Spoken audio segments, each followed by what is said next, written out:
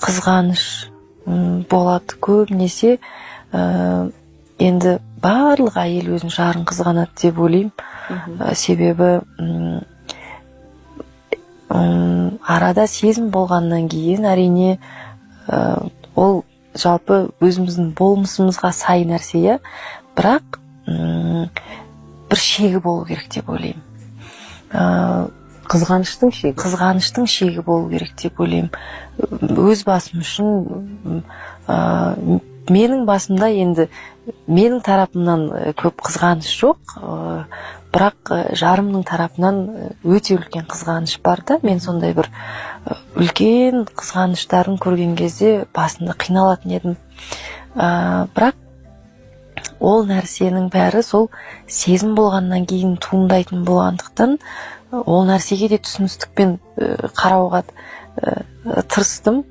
Ал қазір енді екі тараптан болғаннан кейін екеуміз де бір-бірімізге сондай бір қызғаныш туындаған кезде ол кісі маған сондай бір күліп жауап айтып, қойшы, сондай нәрсеге де қызғанасың ба деп, я болмаса менің тарапымнан сондай бір сондай сезім, қызғаныш сезім туындаған кезде бір-бірімізді солай түсіністікке әкеліп отырамыз. Кім жиі звондайды? Хабарласып, ұялы телефонға. Видео звонок деп жатамыз, WhatsApp-қа звондап жатады кім? Біздің үйде айтып өттім ғой, Төреш өте қызғаншақ. Сондықтан да енді бастапқы жаңадан отау құрған кезімізде тіпті үйден ешқайда шықпаймын ғой, бірақ өзі сахнада концерттің алдында тұрса да міндетті түрде маған қоңырау шалып, қайдасың деп сұрайтын.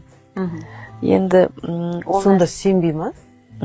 Сенеді әрине, бірақ айтып өттім ғой, негізі атамыз да сондай қызғанышы басым адам болғандықтан қазір енді ол нәрсесін мен дұрыс қабылдаймын.